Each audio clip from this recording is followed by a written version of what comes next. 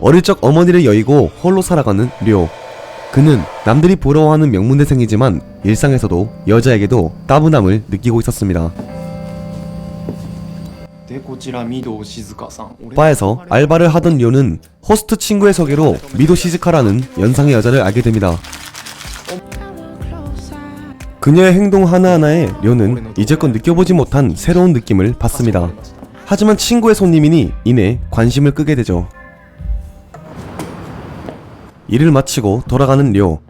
그럼 그를 찾아온 것은 놀랍게도 시즈카였습니다. 이야기를 나누는 두 사람. 목적지는 처음 보는 그녀의 집이었습니다.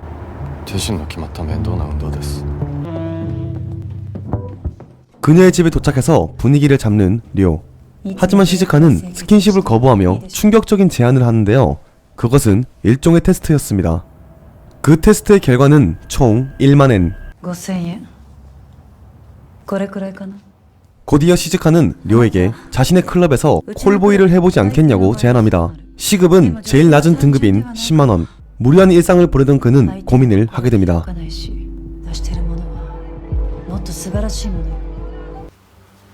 료는 고민 끝에 결국 시즈카를 다시 찾아갑니다.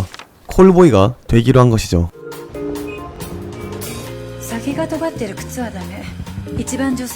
고객들은 잠자리뿐 아니라 이야기 나누기, 영화 보기 등 다양한 요구를 하기에 섬세해질 필요가 있었고 료는 이 바닥 최고의 인기 선수에게 조언을 듣게 됩니다.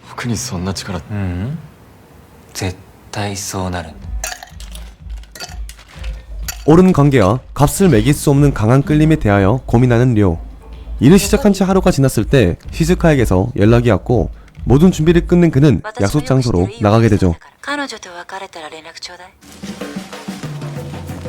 긴장한 상태로 기다리고 있는 그에게 한 여성이 다가와 말을 겁니다.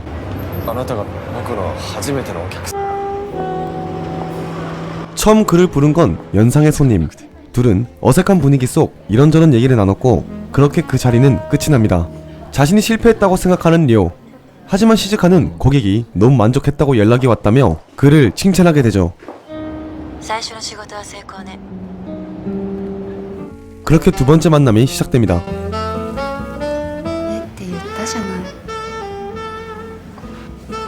두 번째 만남에선 작정한 듯 꽤 전투적으로 나옵니다. 함께 마신 샴페인과 함께 료는 돌이킬 수 없는 선택을 하고 말죠.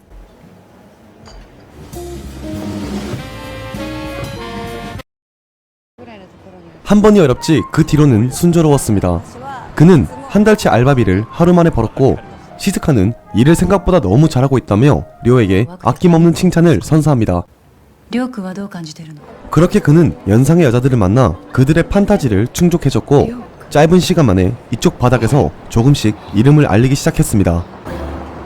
한결 편안해진 모습은 그도 조금씩 즐기고 있는 듯한 느낌을 들게 합니다. 친구들도 그가 조금씩 변해간다는 사실을 알고 있었죠.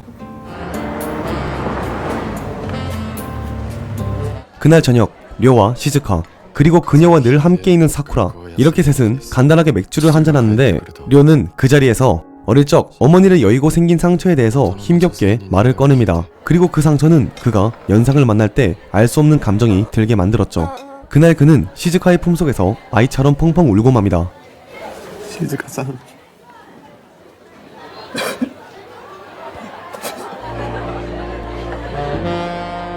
마음의 문을 열긴 열었는데 이상한 곳에 열어버린 그는 미친듯이 자신을 팔기 시작했고 연상이 있는 곳이라면 어디든지 달려갔습니다. 그럴수록 그의 수익은 기하학적으로 올라갔고 제일 낮은 등급이었던 료는 어느새 VIP 전담까지 올라가게 되죠.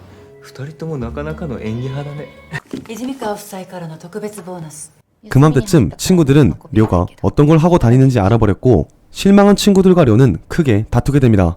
명문대를 나와 평범한 삶을 살 수 있는 기회가 있는 그였기에 더욱 그랬죠.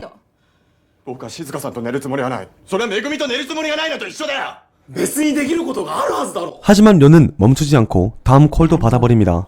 그를 부른 곳은 홀로 사는 어느 노인의 집이었죠. 이미 그의 마음속엔 무엇이 옳고 그른지에 대한 관심은 없었습니다. 그저 자신의 욕망을 위해 움직일 뿐이었죠. 그런 료가 대견한 시즈카는 가지고 싶은 걸 말해달라고 했고 료는 시즈카를 가지고 싶다고 말합니다. 何でもいいんですよね 하지만 시즈카는 다시 한번 료를 밀어냈고 갑자기 쌓여진 분위기는 료를 찾는 전화로 인해 깨지게 됩니다. 그렇게 약속 장소로 나간 그는 엄청난 충격을 받고 말죠. りょうくんはいつもおばさんたちにそんな口の利き方する 그곳엔 료와 친구였던 그리고 그를 짝사랑했던 메구미가 있었습니다. デートしてあげて 그날 저녁 시즈카는 그를 밀어낸 이유를 말해주게 됩니다. 그녀는 과거 콜걸 출신으로 현재 에이즈에 걸려 그를 밀어낼 수밖에 없었다고 설명하죠. 료는 더 이상 그녀를 가질 수 없다는 사실을 받아들입니다.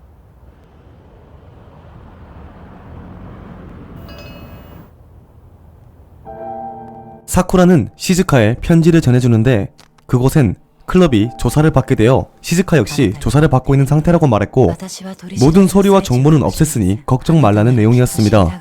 하지만 그 뒤의 내용은 죽은 료의 어머니 역시 콜걸이었다는 얘기가 적혀 있었죠. 그렇게 료는 마지막 선택을 하게 됩니다. クラブパッションの寮です 전주국제영화제 출품작인 이 작품은 콜보이가 된 한 명문대생의 이야기를 담고 있습니다. 주연인 마츠자카 토리는 영화가 만들어지기 전 이 작품에 연극을 했었는데요. 연극이 끝나고 영화로도 참여해 화제가 됐었습니다. 그래서 그런지 시즈카의 방을 보여줄 때 상당히 연극 무대를 가져다 놓은 느낌을 받았었는데 그런 이유가 있었네요. 수위는 뭐 말할 것도 없이 아주 강한 편에 속합니다. 중간중간 이상한 개그 코드까지 있어서 보는 사람으로 하여금 약간 당황스러움을 자아낼 수도 있겠다 라는 생각이 들었습니다. 잔잔한 블루톤과 어울리지 않는 강렬한 영화 장면들은 주인공의 내면 상태와 비슷하다는 생각을 주네요. 이런 문화에 대한 이야기를 풀어나가는 과정과 이들의 생활은 어떤지 궁금하신 분들은 보셔도 괜찮지만 충격적인 장면이 조금 많으니 각별히 마음의 준비를 하시고 보는 것을 추천합니다. 시청해주셔서 감사합니다. 그곳엔 친구였었던 그리고 그를 짝사랑... 안돼